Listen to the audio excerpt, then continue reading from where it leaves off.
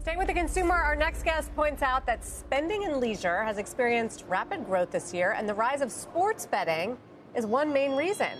That growth in betting isn't just impacting spending, it could also have a lasting impact on the housing market. Fastest growing leisure spend is fantasy sports and online sports betting. During the 2021 NFL season, an estimated 45 million Americans are expected to wager at least $12 billion. Since a 2018 Supreme Court ruling, sports betting is now legal in more than 30 states.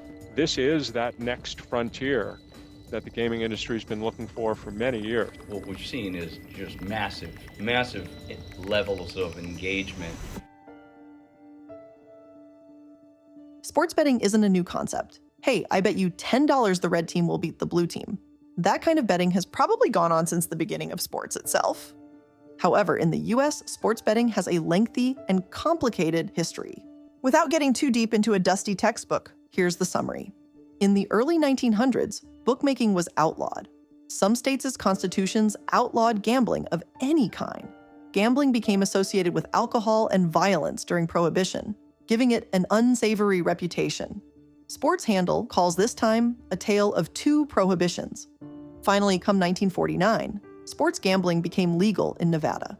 A few more decades later, and the Commission on the Review of the National Policy toward Gambling basically said, hell with it, it's inevitable, and said enforcing laws around it was impossible.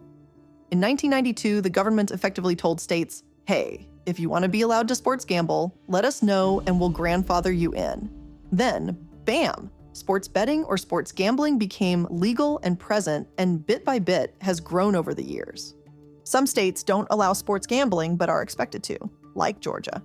And as esports and fantasy sports are on the rise, sports betting has become increasingly popular and legitimized. Instantly. DraftKings, you spoiling me now with these big payouts. Retired NFL smart guy Ryan Fitzpatrick. Break it down for us. Just place your bet, and the bonus bets instantly appear in your account. Like magic. Like Fitz magic. That's too much magic. Yeah, you saw that right. NFL and DraftKings go hand in hand now. That's just about as much validation as they can possibly get when the sport itself is telling you where to bet on their teams. However, as sports gambling grows, so do the problems around it. Ones that we've never faced before, and ones that we may not be equipped to handle either. Let's take a deep dive into those problems today, here on The Corporate Casket.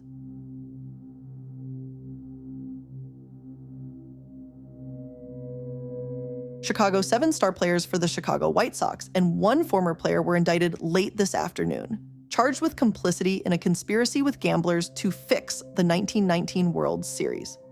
The indictments were based on evidence obtained for the Cook County Grand Jury by Charles A. Comiskey, owner of the White Sox, and after confessions by 2 of the players told how the World's Championship was thrown to Cincinnati, and how they had received money or were double-crossed by the gamblers. Of course, in later years, more has been unveiled about that World Series, and the whole conspiracy has become a messy, controversial legend. That may be a strange way of putting it, but that's about as simplified as I can get. The point is that the 1919 White Sox affair shaped how the U.S. viewed sports betting with a heavy dose of scrutiny. Do you feel like it's gambling? Is that what you do when you play fantasy sports? Do they have to pay anything to play? I think you have to pay. And do they win something? They do. That's gambling. Okay. So, Joe Namath, a man so lacking in discernment, he wore this to the Super Bowl. Even he can see that this is gambling. Here's the thing. Gambling is basically luck. When you go into a casino, you don't really have any control over the slots. But sports betting does require skill and knowledge of the team, players, etc., in order to make a decision. And while this fact might make sports betting legal and more legitimate in modern day, some claim that sports betting was never even supposed to exist in its current form, including the author of the act that makes it legal in the first place. But even the guy who co-wrote that law says it wasn't meant to apply to what fantasy sports have now become. The U.S. congressman who drafted the 2006 legislation used by DraftKings and FanDuel as proof of their legitimacy is upset. Former lawmaker Jim Leach says it is, quote, sheer schutzpah for the daily fantasy sports sites to pretend the law makes them legal. Okay. First of all, schutzpah It's actually pronounced chutzpah, but the idea that daily fantasy sites are using this law to claim they're not gambling is not chutzpah, it's horse shit. I know that for the younger members in my audience, 2006 might seem like a lifetime ago, but it genuinely wasn't. I promise. I'm not ancient. 2006 wasn't even 20 years ago when these sports betting sites started cropping up and fighting for their right to exist. And they won too. Sports gambling was made legal by the Supreme Court in just 2018. This $150 billion industry literally just began and gives sports fans a whole new way to take part in the games if they choose to do so. It's effectively taken a century for sports betting to start shedding the shady and questionable label they've had since 1919. But are they really squeaky clean now? Not exactly. NPR wrote just last year, in September 2023, that controversies have continued between sports betting and the NFL. 10 players were suspended in just the previous 5 months, and Karen Phillips, writer for Deadspin, speculated that fixing games was bound to happen at some point. After all, there's a lot at stake. An estimated 28% of all American adults said they plan to bet on the upcoming sports season. 28%. That's a massive percentage and a giant payday, too. There's literally too much money being made to where we're going to have some type of scandal. We literally saw it in the NBA in the 2000s with the Tim Donaghy scandal. The NBA basically got rid of Tim Donaghy and said he was a lone wolf. I was born at night, but I was not born last night. If you believe that Tim Donaghy was the only one doing that as a NBA referee and there weren't any other referees who knew about it or were involved, you're absolutely crazy. And at some point, if it happened in the NBA, someone's in the NFL, a player, a coach, a referee, someone in the front office is trying to figure out to do what Tim Donaghy did in the NBA, but better, and learn from Tim Donaghy's mistakes. And while players are suspended seemingly left and right, there are dozens, almost hundreds of violations of these new policies stacking up. Thankfully, the NCAA claims that less than 25% of its 13,000 sporting events are flagged for suspicious behavior, with only a fraction of a fraction actually having specific actionable information. That's fantastic, absolutely, but it also warrants a few eyebrow raises when coaches are fired for suspicious activity. Inside information is allegedly bought and sold, and states have been unprepared for the onslaught of sports betting.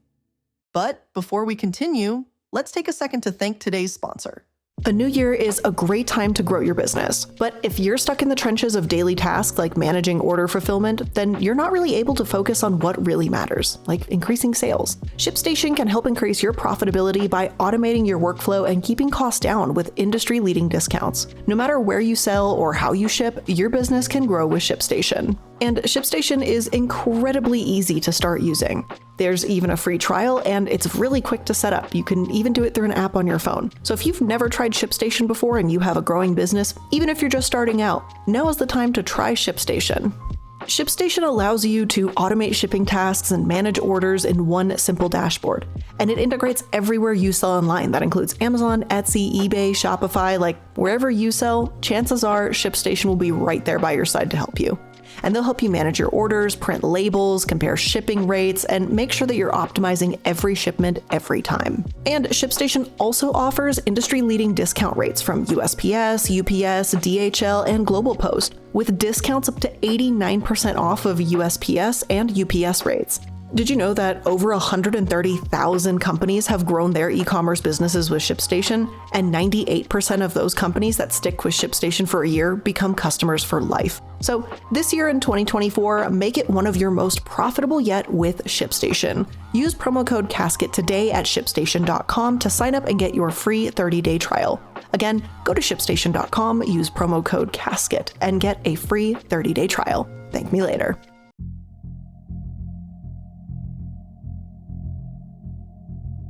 Even if you're against stringent regulations in terms of sports betting, no regulations doesn't seem to be the way to go either. And that's kind of where we're at. The US is pushing sports gambling hard and is seemingly unwilling to learn from other countries' mistakes. In the UK, for example, sports betting has become a genuine problem with hundreds of thousands of people developing addictions. Quote, The government now prohibits gambling ads during games and certain celebrity endorsements of sports betting. It also banned the use of credit cards for gambling, something that is allowed in at least 15 American states. Plus, only a handful of states, including Arizona and New York, review ads before they go live, according to the Times survey of regulators. Not only this, but multiple states have seen spikes of abusive behavior in bar gamblers when they lose, and New York is trying to prohibit advertising on college campuses. Matt Schuler, executive director of the Ohio Casino Control Commission, told the New York Times, "Folks are waking up to the need to intervene and not wait a decade and have the full brunt of harmful effects of this, particularly on minors.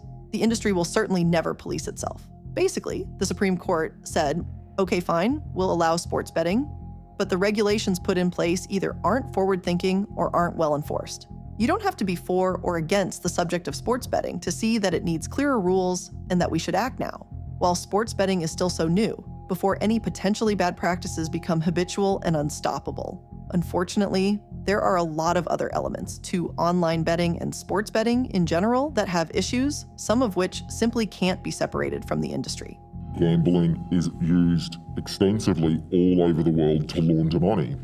If I was to estimate, based on the amount of accounts I've seen of that nature, it would have to be millions and millions of dollars that is laundered every year. The Super Bowl is one of the biggest betting events on the sports calendar. In 2020, an estimated 22 million Americans bet more than $6 billion on the game. But according to the National Council on Problem Gambling, about 4% of those gamblers, or 880,000 individuals, have a gambling problem. This includes betting to escape feelings of anxiety, viewing gambling as a way to make money, or being unable to set limits on time and money spent. In recent years, more and more states are embracing new forms of betting as a lucrative source of tax revenue. But with the recent surge in gambling ads and the 24/7 availability of wagering at home, questions remain about the long-term impact on Americans. Money laundering, gambling addiction, and obviously gambling itself go hand in hand. And as online gambling becomes more and more popular, money launderers have more and more opportunities to harm these sites' users. Ensuring that money is being used for entertainment and not crime is also increasingly difficult online, making online platforms a ripe target for crime. Although my source here, a WSJ article, discusses online gambling as a whole, it does reference the legalization of sports betting. Basically, as more people flock to the online space for gambling, it's only natural that sports betting can also get caught up in the mix. Maybe money laundering can become a real problem there. Maybe people that entered the sports betting field will find themselves addicted to gambling as a whole.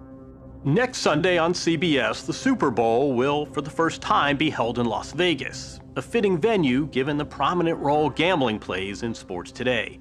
The most recent Super Bowl showed this too, with betting being more popular than ever. Perhaps more concerning for people with addictive personalities and a tendency to gamble is also how it's more accessible than ever too. And who needs a bookie when a fresh bet is just a swipe away? You know, you can wake up in the middle of the night, take your phone out, set an alarm for a match, maybe overseas or something like that. I would place a bet on anything, anywhere, at any time. He'd sneak in bets at family functions. He'd delete the apps one day, reinstall them the next. To help get clean, a tech downgrade. This is the phone I use on a daily basis. You can't gamble on this phone. So not too many apps on that phone, huh? No. Gambling isn't a sport for older, middle-aged men with hundreds, if not thousands, to lose by betting on a horse anymore. This recent 60 Minutes report describes new gamblers as younger men, overwhelmingly so, given that sports betting has moved to our phones and to apps. That's not surprising. It's become a younger man's game now, too, and a profitable game at that. Well, I heard like you can bet on the color of the Gatorade will be like spread on the winner's coach. So I guess I would bet on that because it's a funny bet and you don't need too many skills, I guess. It's just luck. Other bets on Usher's halftime performance and a possible post-game kiss between Travis Kelce and Taylor Swift. I would definitely bet on the Taylor Swift kiss for sure. I would bet that her boyfriend's winning. I think one of the things that interests me most about sports betting is seeing how little of it is even about the sport itself. This game, people bet over if Taylor Swift and her boyfriend would kiss. They bet about specific individual plays, some things that don't take any skill whatsoever. It's wild to me how much money is being thrown around over pure luck. FanDuel recently released their numbers, claiming that they took in $14 million worth of bets on the 2024 Super Bowl, And the Nevada Gaming Control Board announced that they took in almost $200 million worth of bets. Within days of the Super Bowl, new articles came out detailing on how readers can bet on next year's Super Bowl, too. Seeing as this is also new, I genuinely have no idea how addictive, common, or problematic sports betting can become. Time will tell. But already we are seeing a few red flags. I'd say that I hope these are addressed quickly. However, given the US's track record, I doubt that'll happen. And if you bet on sports, have fun. Just remember to be careful too. But with all of that being said, that's where we're ending today's episode. I hope you learned something new today, and if you did, make sure that you're liking, following, and subscribing to stay up to date with all the latest episodes. As always, I really appreciate you spending some of your time here with me today, and I'll see you in the next one. Bye!